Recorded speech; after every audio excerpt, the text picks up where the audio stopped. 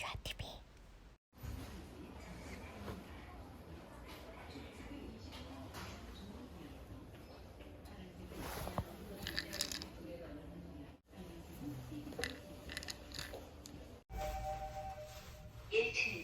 문이 열립니다.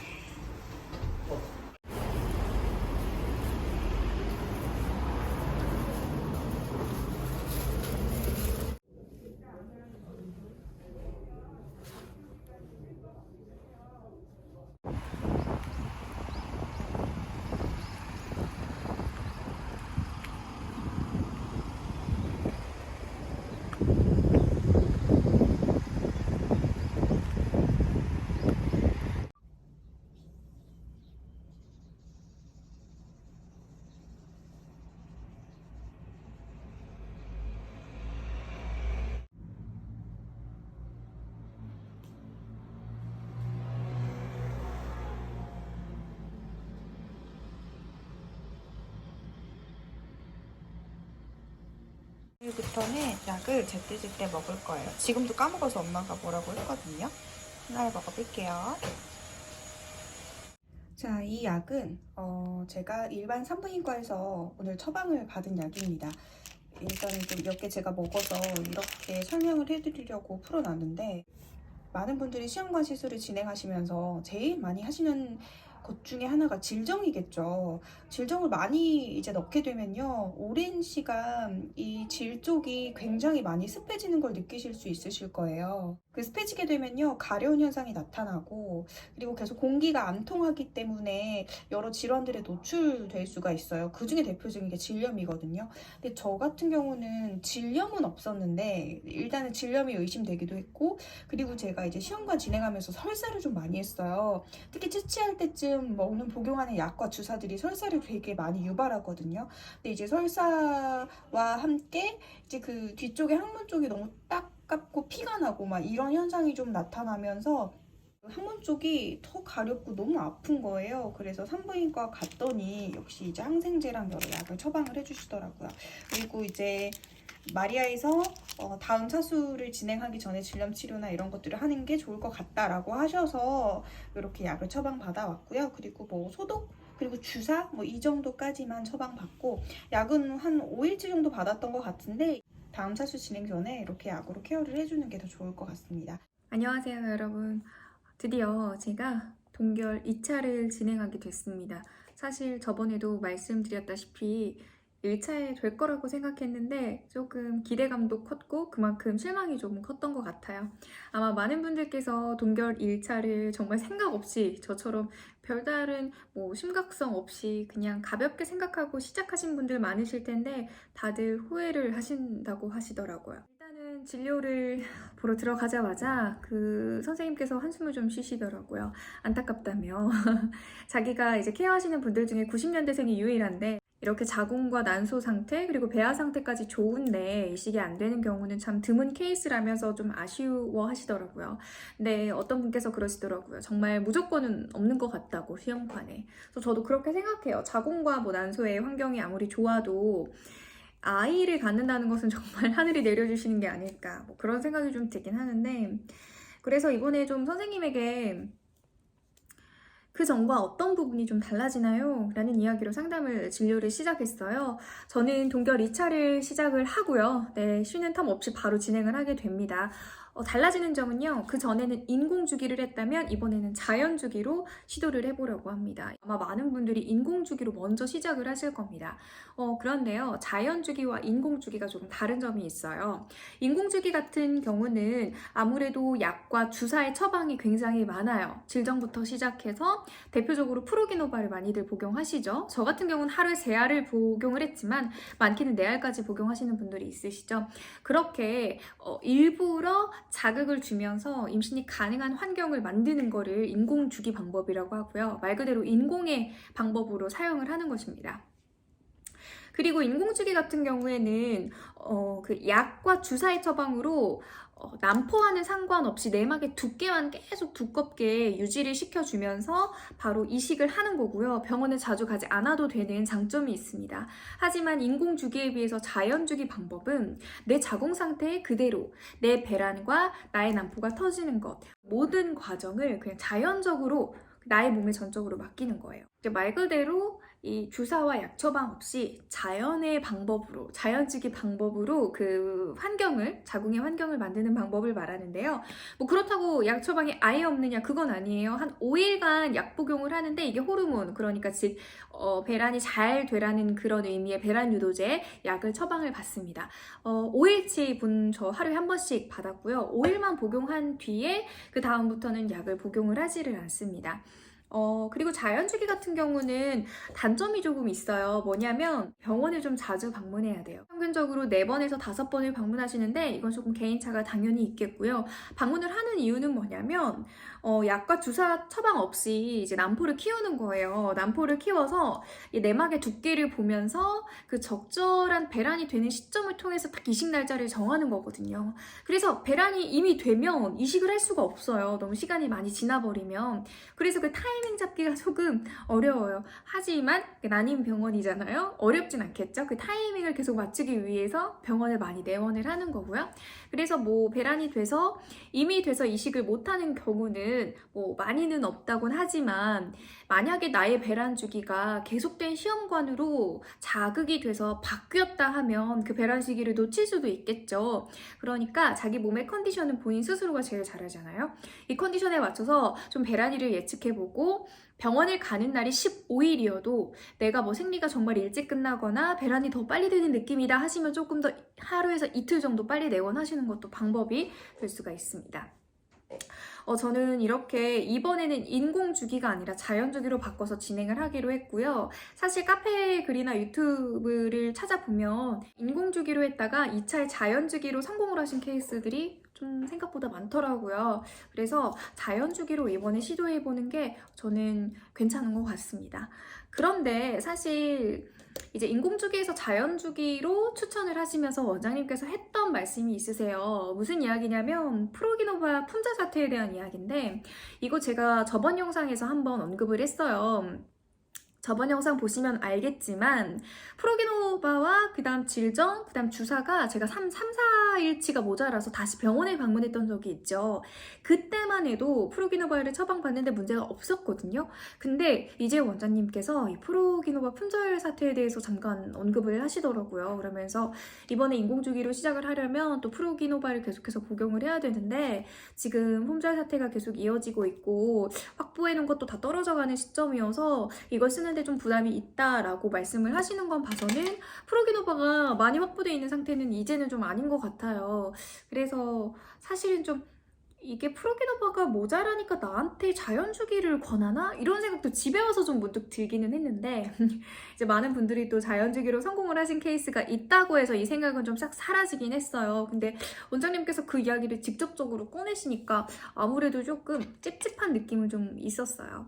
그런데 또 다른 유튜브에 그 난임 전문의분들이 이야기를 하시는 걸 보니까 프로기노바를 대체할 수 있는 약은 많다고 하시더라고요. 그래서 앞으로 시험관을 준비하는데 나는 프로기노바가 없는데 어떡하지? 그럼 시험관을 진행할 수 없는 건가? 라고 생각하셔서 걱정하실 필요는 뭐 없을 것 같습니다. 대체 약들이 또 많이 있다고 하니까요. 자연주기와 인공주기 이 두 가지의 임신 확률이 어떤 게 높냐라고 궁금증이 생기겠죠.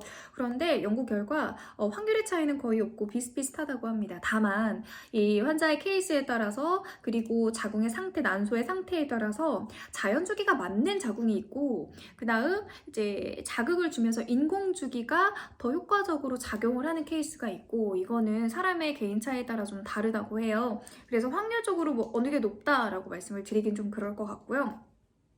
저 역시도 1차의 동결에서는 그 인공주기로 실패를 했으니까 이번에 자연주기로 하는 거에 대한 또 다른 기대감을 갖고 있는 거는 사실입니다. 그리고 변형주기라는 게 있는데요. 변형주기는 뭐냐면요. 자연주기와 인공주기의 좀 그 중간이라고 생각하시면 좋을 것 같아요. 기본 베이스는 자연주기에 갖고 있는데 이 자연주기에서 약과 그다음 주사를 조금씩 추가를 하면서 근데 또 인공주기는 아니고 이 중간에 변형주기라고 붙여서 말을 하는 것 같습니다. 여기서 또 궁금증이 생기는 게 그러면 자연주기는 언제 이식을 하나요? 라는 또 궁금증이 생기죠. 자연주기 같은 경우는요, 이식 날짜를 쉽게 이렇게 생각을 하시면 돼요. 평소에 자기가 배란되는 그 시점 다들 아시죠? 어플로 뭐 체크를 하시거나 하면 평균적으로 한 달에 그 배란이 되는 그 특정의 날 앞뒤로 플러스 알파해서 그 날을 아실 거예요.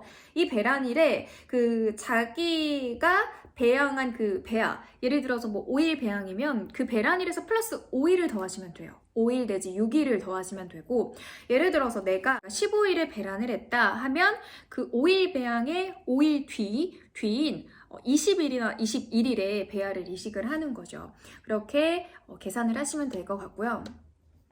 그리고 이번에 이제 상담을 하면서 제가 꼭 원장님께 말씀드리고 싶었던 부분이 이거였어요.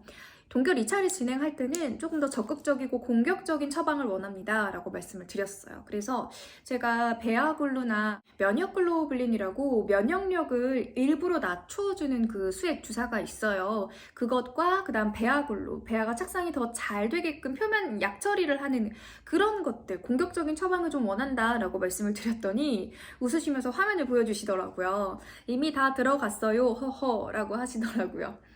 저는 몰랐거든요. 그런데 이 베아글루 같은 경우는 뭐 보험이 되고 하니까 거의 요즘에는 동결 1차부터 많이들 그냥 당연적으로 해주시는 그런 처방 같아요.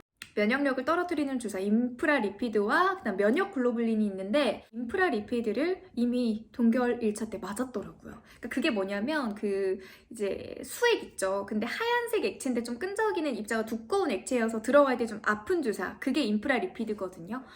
그 임프라리피드도 맞았고 받을 수 있는 처방을 다 받았더라고요. 그래서 조금 민망하더라고요. 그래서 그 면역 글로불린 같은 경우는 그 3차까지 실패를 하고 그 NK세포 그러니까 면역력 수치가 좀 높은 사람들에 한해서 면역 글로불린을 쓸 수가 있는데 면역 글로불린이 임프라리피드보다 더 효과적이라는 그 연구 결과 논문이 많나 봐요. 그런데 이 면역 글로불린은 처음부터 이렇게 마음대로 쓸 수 없다는 거. 그래서 저는 아무래도 임프라리피드를 처방을 해주신 것 같습니다. 그래서 동결 2차 때도 역시나 이런 처방은 똑같이 들어갈 것 같고요. 근데 괜히 좀 민망하더라고요. 제가 막 해달라고 조르려고 했는데 이미 그게 다 들어갔던 상태였다고 하니까 네, 할 말이 없어지더라고요.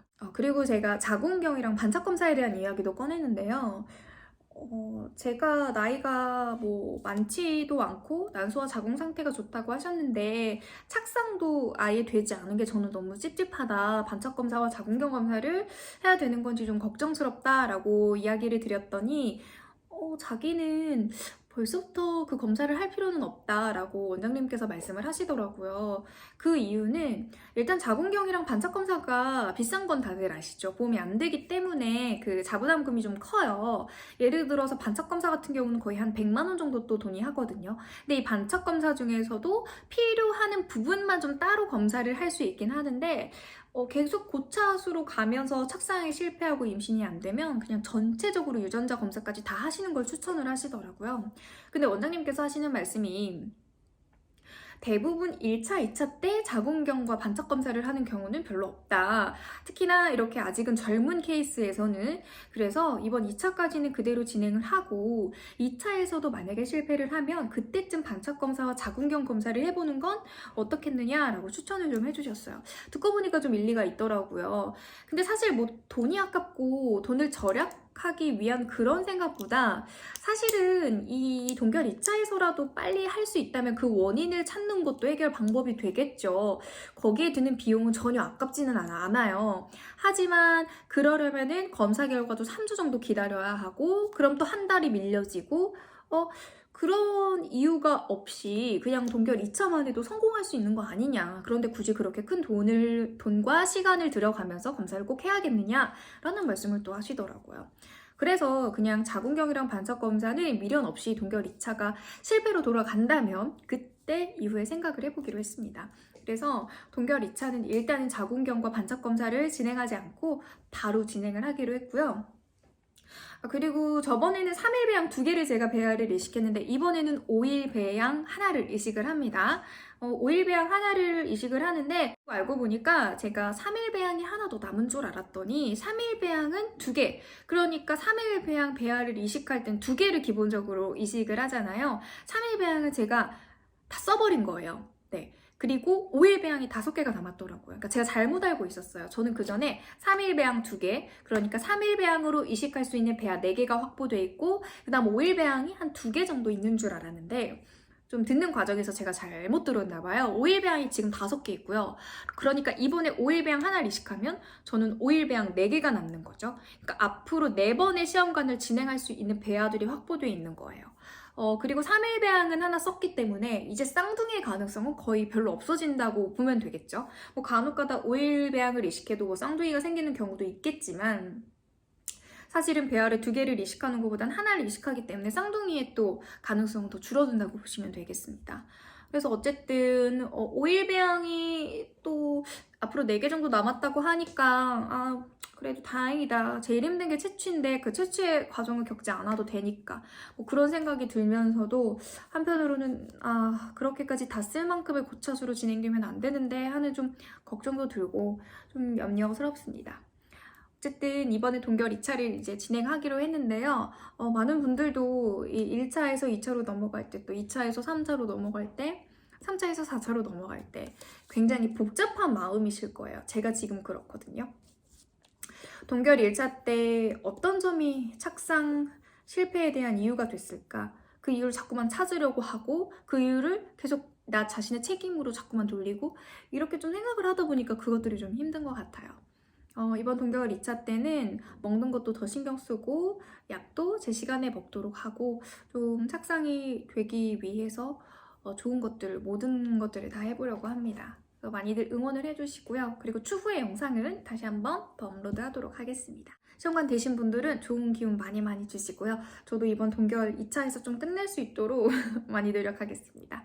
오늘도 영상 봐주셔서 감사하고요. 그럼 다음 영상에서 만나요. 고맙습니다.